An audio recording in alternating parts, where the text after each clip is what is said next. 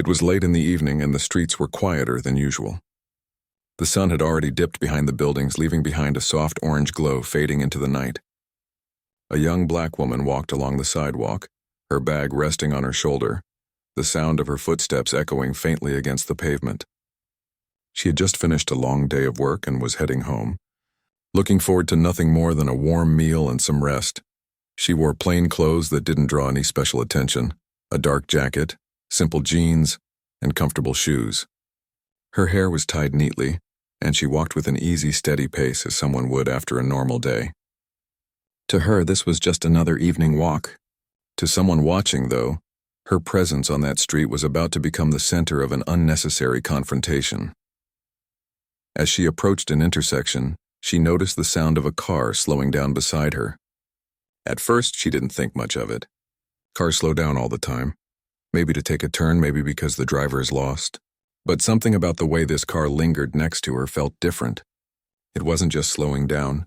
It was matching her pace. Then the car pulled up just ahead of her and stopped. The driver's door opened quickly and out stepped a police officer in uniform. His posture was sharp, his steps quick, his face set in a hard, suspicious look. Without hesitation, he called out to her, "Hey, you! Stop right there!" The woman paused, startled but not frightened. She looked at him calmly, her expression unreadable. She had been through situations like this before, though she had hoped they were behind her. "Yes, officer," she replied, keeping her voice even. The officer's eyes narrowed as he walked closer. "Where are you going?" he demanded, his tone not one of curiosity but accusation. The question struck her as odd. Where was she going?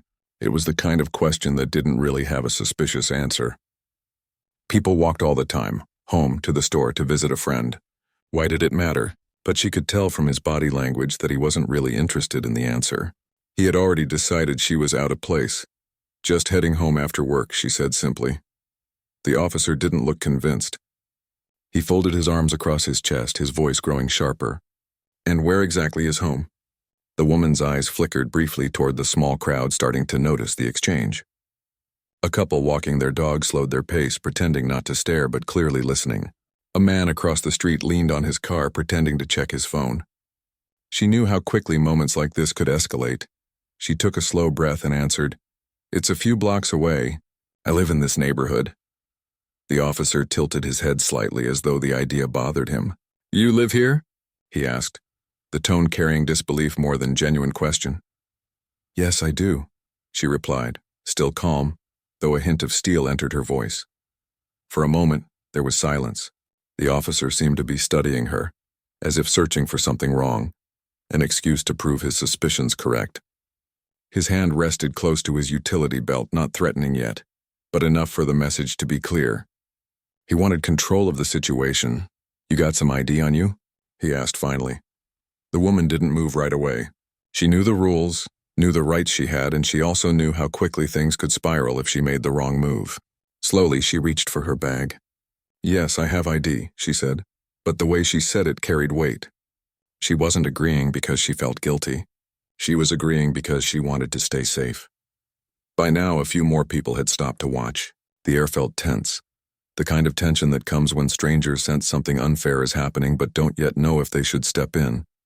The officer didn't seem to notice the attention he was drawing.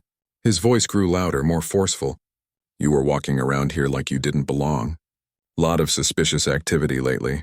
I'm just doing my job." The woman raised her eyebrows slightly, holding back a sigh. "Walking home is suspicious?" she asked, her tone soft but pointed. The officer frowned. He didn't like being challenged, especially not in public. His jaw tightened. "Don't get smart with me," he said. Inside, the woman felt frustration rising. She wasn't being disrespectful, and yet here she was, treated like a problem simply for existing in her own neighborhood. Still, she didn't let anger show. Instead, she met his stare with quiet strength. "I'm not getting smart," she said, her words steady. "I'm just answering your question." The officer didn't reply right away. He seemed caught between doubling down on his authority and realizing the crowd was now fully watching. A few murmurs passed through the onlookers.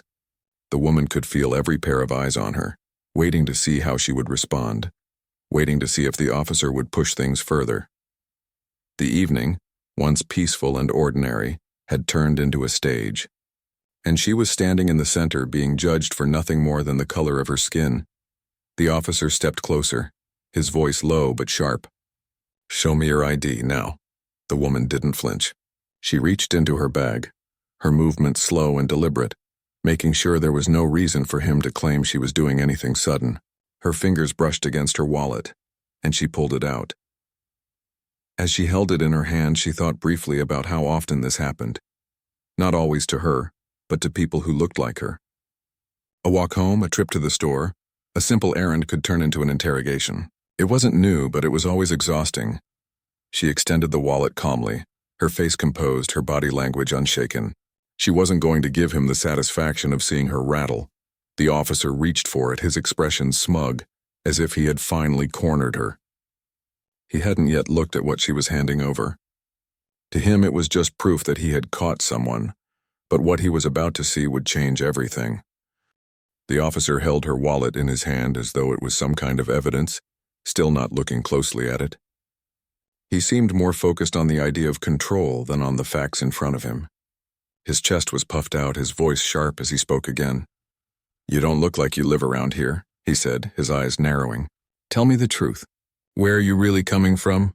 The woman stood quietly for a moment, watching him with steady eyes.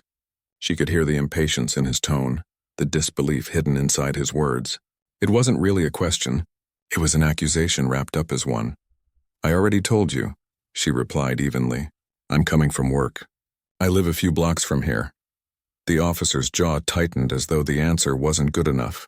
He leaned slightly closer, his hand hovering near his belt. "What kind of work?" he asked, his voice low, suspicious. The woman let out a slow breath. She had no reason to answer that, no reason to prove herself to a man who had stopped her for nothing. Still, she understood the situation. She could feel the eyes of the growing crowd watching. Any sudden reaction from her might give him the excuse he wanted. "I have a job just like anyone else," she said calmly. "That shouldn't be a problem, should it?" Her tone wasn't disrespectful, but it carried a quiet weight, as if she was reminding him of something he had forgotten, basic fairness. The officer, however, didn't seem ready to back down. His voice grew louder now, making sure everyone could hear. "Don't play games with me. There's been suspicious activity in this area, and you fit the description." The words hung in the air, heavy and pointed. The crowd shifted uneasily.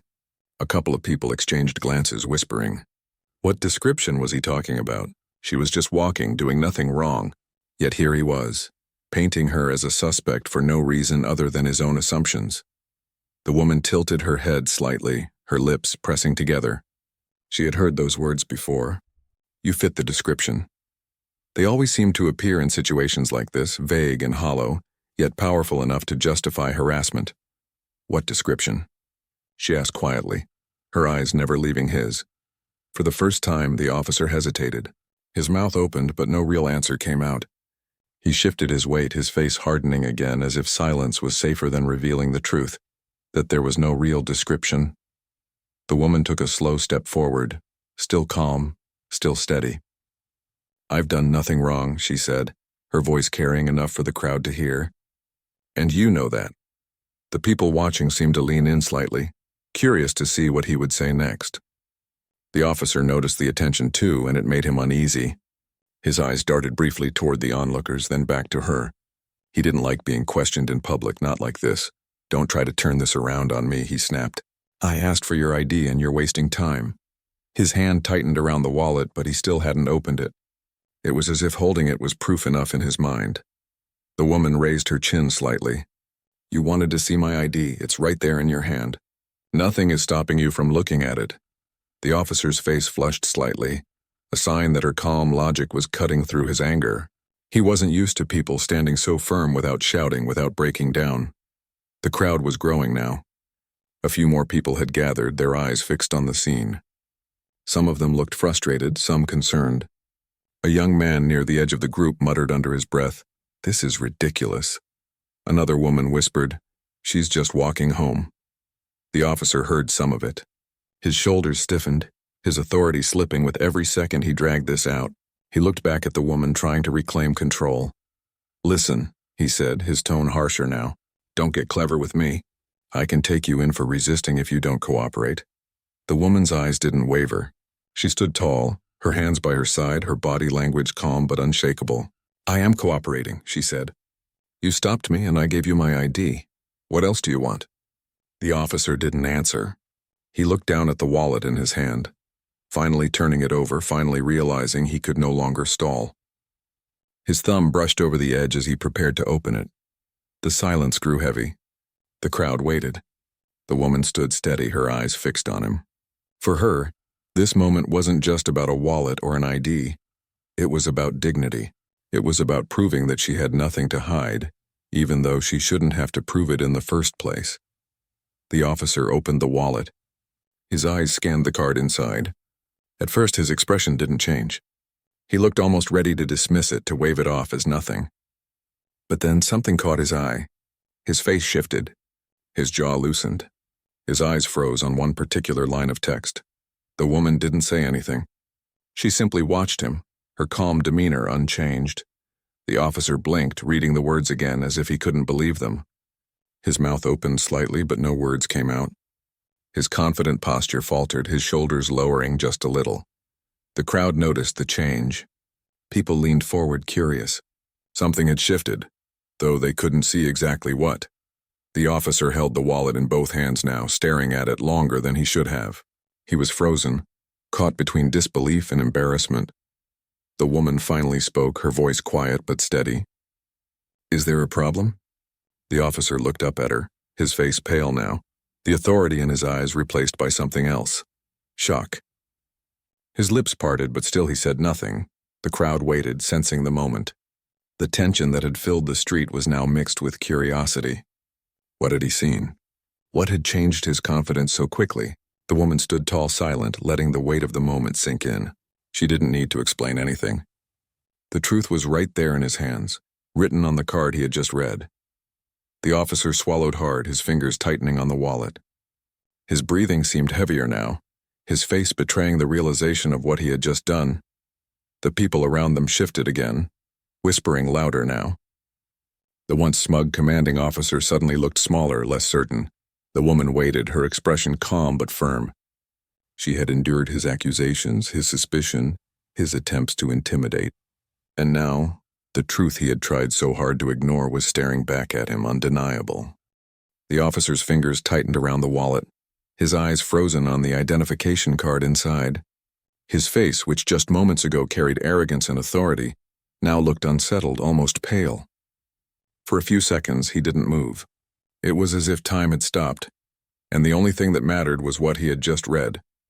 The woman stood still, her posture calm, her expression steady. She wasn't smiling, wasn't gloating. She simply watched him with quiet patience, as though she had been here before, as though she knew how this would play out. The crowd noticed the change in the officer's body language. People leaned closer, whispering among themselves. They couldn't see what he was holding, but they could tell something had shifted. The confidence he wore like armor had cracked. The officer's lips parted, but no words came. He glanced at the woman, then quickly back at the wallet, almost hoping he had misread it. But there it was, in bold letters impossible to ignore. Her badge. She wasn't just any woman walking home. She wasn't just a passerby he could push around. She was law enforcement, an officer herself. The air seemed to thicken with tension. The whispers in the crowd grew louder, like a wave passing through them. Everyone could feel the moment changing, though they didn't yet know exactly why. Finally, the woman broke the silence. Her voice was calm, measured, but each word carried weight. "Do you see it now?" she asked softly. The officer blinked, startled by her words. His throat tightened as he swallowed hard. For the first time that evening, he didn't know what to say. His authority, the thing he had leaned on so heavily, was slipping right through his fingers. He tried to speak, but his voice cracked slightly. You're... He couldn't finish the sentence. The woman tilted her head slightly, her eyes never leaving his. "Yes," she said. "I'm a detective. I work for the city." The words hit him like a weight. A detective. The very kind of person he was supposed to respect, supposed to cooperate with, supposed to trust as part of the same system he represented. Yet here he was, having stopped her on the street with no reason other than his own assumptions. The crowd gasped softly, the realization rippling through them. A few people exchanged glances of disbelief. Some shook their heads, their expressions a mix of frustration and satisfaction. They had seen the way he treated her, the way he tried to intimidate her. Now the tables had turned. The officer's face burned with embarrassment. His hands trembled slightly as he handed the wallet back to her. I didn't know," he stammered, his voice lower now, stripped of the arrogance it carried earlier. The woman accepted her wallet without a word. She slipped it back into her bag, her movements calm and controlled. Then she looked at him again, her expression steady but sharp enough to pierce the silence. "You didn't need to know," she said. "You should treat everyone with respect, no matter who they are." The officer's mouth opened, but no sound came out. He lowered his gaze for a moment, unable to meet her eyes.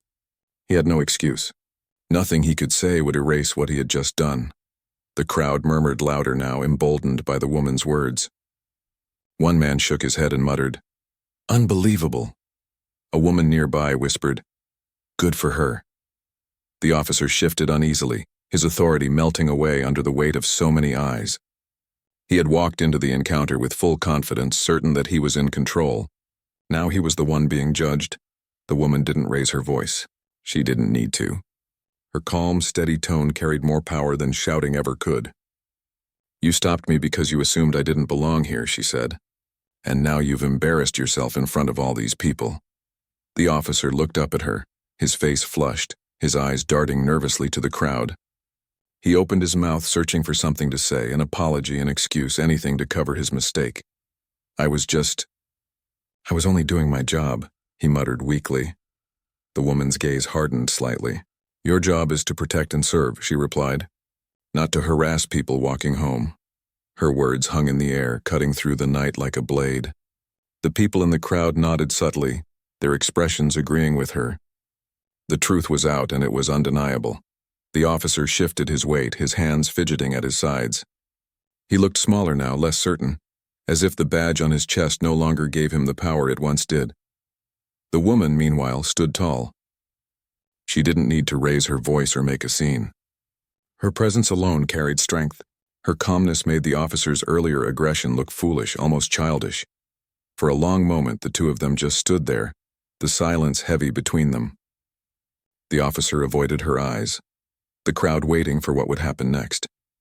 Finally, the woman spoke again, her voice quiet but commanding.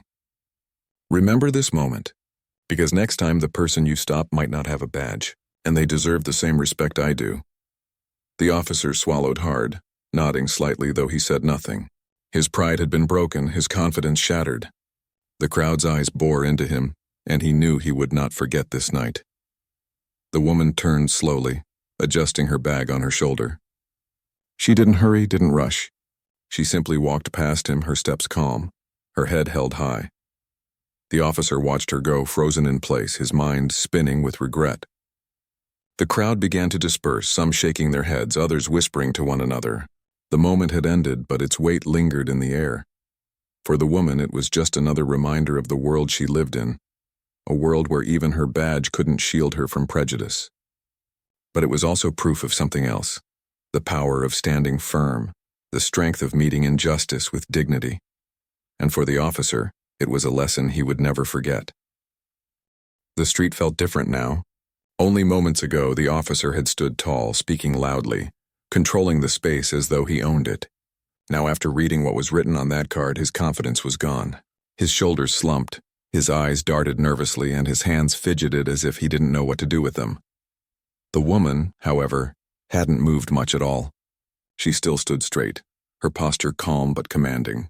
Her voice had not risen once during the entire encounter, yet it carried more weight than anything he had said all evening. She didn't have to prove herself anymore. The truth was already out. The people around them could feel the change too. Some shook their heads in disbelief. Others whispered to one another, their voices low but full of judgment. A man leaned toward his friend and muttered, "Did you see his face when he read it?" His friend nodded, almost smiling at the irony of it. The officer cleared his throat, trying to recover some of his lost authority. "Look, I didn't mean—" he began, but his words sounded weak, unconvincing. The woman raised her hand slightly, stopping him mid-sentence. Her gesture was not harsh, but it carried finality, the kind of gesture that told him she had heard enough already. You didn't mean? She repeated softly. You stopped me on the street. You accused me. You raised your voice at me in front of strangers. And now you want to tell me you didn't mean it? Her words stung. He opened his mouth again, but nothing came out. For the first time in his career, he felt truly powerless.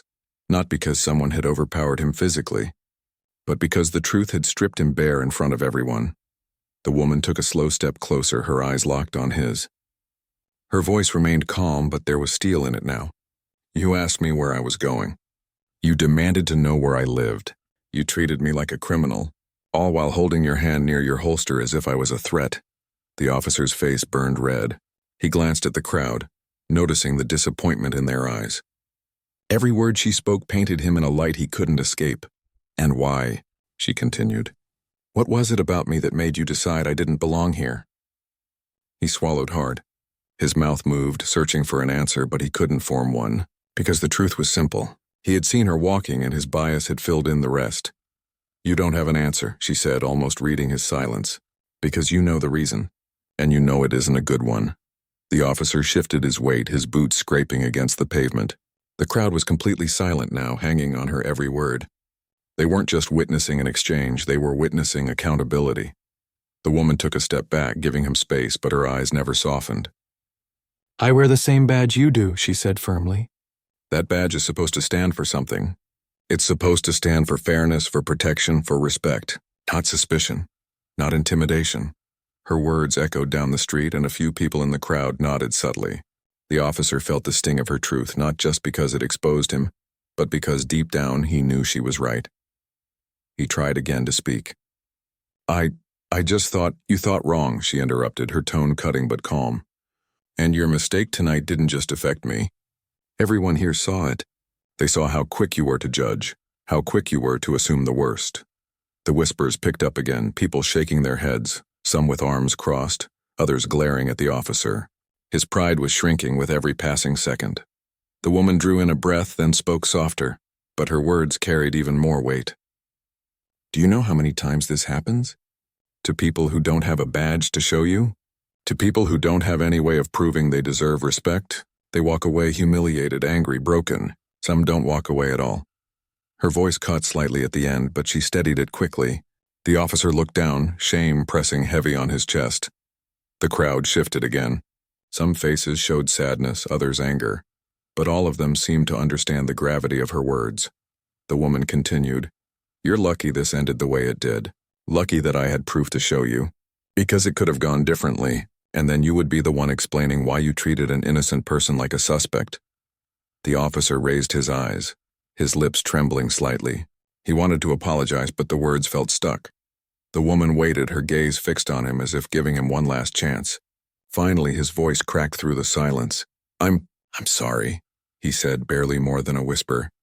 It wasn't strong, it wasn't confident, but it was real. His face showed it. Regret, shame, and fear all tangled together. The woman nodded slowly, acknowledging it but not letting him off the hook. Sorry isn't enough, she replied. But it's a start. The officer lowered his eyes again, his shoulders heavy. The crowd, sensing the end of the confrontation, began to loosen.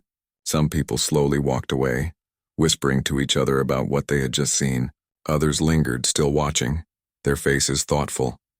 The woman adjusted her bag on her shoulder, her posture still tall, her eyes still steady. She turned slightly, ready to continue her walk home. But before she moved, she looked at him one last time.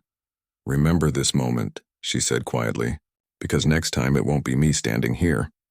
It'll be someone else, and you owe them better. The officer nodded weakly, unable to say anything more.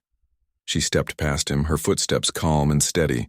The crowd parted slightly as she walked, some giving her respectful nods, others watching in quiet admiration. Her dignity remained untouched even after everything. The officer stayed behind, frozen, his mind racing with what had just happened. His badge suddenly felt heavy on his chest, no longer a symbol of pride but a reminder of how easily he had failed it. The night air was cooler now, the silence thicker, as if the street itself was holding on to the memory of what had unfolded. The woman didn't look back. She didn't need to. The lesson had already been delivered. The street slowly settled back into its normal rhythm. Cars passed by again, The hum of engines filling the silence that had hung heavy only moments earlier. People who had stopped to watch began moving on, but the expressions on their faces showed they weren't just leaving the scene. They were carrying the memory of what they had seen. Some shook their heads as they walked away, their voices low as they whispered about the officer's behavior. Others nodded with quiet admiration for the woman, who had stood so calm and steady through the entire ordeal. It wasn't just a confrontation anymore. It had become something larger, something that would stay in the minds of everyone who had witnessed it. The woman herself walked on, her pace even, her head held high. She didn't rush, didn't look back, didn't let the weight of what happened bend her posture. To anyone watching, she seemed unshaken, but inside she carried mixed feelings. She was used to situations like this, but that didn't make them any less exhausting. Every time it happened, it reminded her of how far things still had to go. She thought of the officer's face when he realized who she was. The shock, the embarrassment, the sudden loss of power. She didn't feel joy in that moment, not the way some might expect. Instead, she felt sadness. Sadness that it had taken a badge, a title, to earn the respect she should have had as a person from the beginning. As she continued down the block, a woman from the crowd caught up with her. She was middle-aged, carrying a shopping bag, her eyes filled with both concern and gratitude. "Excuse me," the woman said softly. "I just wanted to say, you handled that with so much grace. I don't know how you stayed so calm, but it was powerful to watch." The detective gave her a small, polite smile. "Thank you," she replied. "Sometimes calm is the only way to be heard." The woman nodded slowly. He looked so sure of himself at first, and then, "Well, I think you gave him a lesson he'll never forget." The detective didn't respond right away. She simply nodded and continued walking, letting the words hang in the air. She knew the woman meant well, and perhaps she was right. But she also knew that change wasn't just about one lesson, one moment. It would take more than that. Back at the intersection, the officer still stood where she had left him. His hands were on his hips now, his head lowered, his mind spinning. The crowd was gone, but their eyes still lingered in his memory. He could hear their whispers replaying in his head. Unbelievable. She's just walking home. Good for her. Each word struck him harder than the last. He looked down at the badge on his chest, something he had once worn with pride. Tonight it felt heavy, like a reminder of his failure. He had let his assumptions guide him instead of his duty. He had embarrassed himself, yes, but worse than that, he had betrayed the very oath he had taken. His training hadn't told him to act the way he did. His badge didn't give him permission to judge people based on appearances. Somewhere along the line, he had let bias creep into his work, and tonight, it had caught up with him. For the first time in years, he felt truly small. As the woman's figure disappeared into the distance, he thought about what she had said to him. Remember this moment. The words echoed in his mind, looping over and over. He knew he couldn't brush them aside. He had to face them, no matter how uncomfortable they were. Later that night, when he sat in his patrol car, the silence pressed down on him again. The radio crackled occasionally, but his thoughts drowned out the noise. He kept seeing her face, the calm, steady way she had looked at him, the strength in her voice. He realized she hadn't just been speaking to him. She had been speaking to something larger, something bigger than the two of them, and the truth was she was right. Meanwhile, at her own home, the detective placed her bag down and sank into a chair. The quiet of her living room wrapped around her, but her mind was still racing. She replayed the entire encounter in her head, every word, every look, every pause. She thought about the people who had stopped to watch. She wondered what they would take away from the moment. Would they remember her strength? Would they reflect on the unfairness she had faced? Or would it fade into just another passing story? Her heart was heavy, but not broken. She had faced worse. Yet this incident reminded her once again why she did what she did, why she wore the badge in the first place. It wasn't just for herself. It was for everyone who didn't have the same protection, the same authority, the same ability to stand firm when treated unfairly. She whispered to herself, almost like a promise, one step at a time. Because change didn't happen in a single night. But it could start with moments like this. In the following days, word of the encounter spread quietly through the neighborhood. People told the story to friends, adding their own observations, their own feelings. Some spoke about the courage of the woman who had stood calm under pressure. Others spoke about the officer's mistake, his arrogance, and the way his face had changed when the truth came out. The story became more than just a confrontation. It became a lesson, passed along like a reminder of what respect should look like. For the officer, it was a turning point. He couldn't escape it even if he wanted to. Every time he put on his uniform, he remembered the woman's words. Every time he stopped someone, he caught himself questioning his motives. Was he being fair? Was he acting on evidence or just assumption? He knew the community would remember too. He could feel it in their eyes when he drove by. He wasn't just another officer anymore. He was the one who had been humbled, the one who had been reminded what his badge was supposed to mean. And for the woman, it was another story added to the long list of experiences she carried with her. Another reminder of the struggles that came with her identity, but also another reminder of the power of staying calm, of standing firm, of refusing to be diminished. She didn't seek glory. She didn't want applause. What mattered to her was that she had spoken truth in the face of injustice, and that truth had been heard, not only by the officer but by everyone who had watched. The street where it all happened carried on as usual. People walked their dogs, children played, shopkeepers closed up their stores at night. But for those who had been there, the memory lingered. It wasn't just another ordinary evening anymore. It was the evening when a badge, a voice, and quiet strength exposed something deeper than anyone wanted to admit. The woman knew the fight wasn't over. She knew it would happen again, maybe tomorrow, maybe next week, to someone else who didn't deserve it. But she also knew that moments like this planted seeds of awareness, seeds of change. As she walked through her neighborhood in the days that followed, she noticed something different in the way people looked at her. Some offered small smiles, some nodded respectfully. They didn't all know who she was, but they knew enough to see her differently now. And perhaps most importantly, the officer saw differently too. Every time he thought about stopping someone, he remembered that night. He remembered the shame, the whispers, the truth he couldn't escape. And though the lesson had come hard, it stayed with him, because sometimes change doesn't come through lectures or books or rules.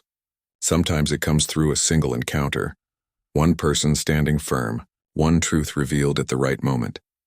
And on that quiet evening, that truth had come from a woman walking home after work, carrying nothing more than her dignity and her badge.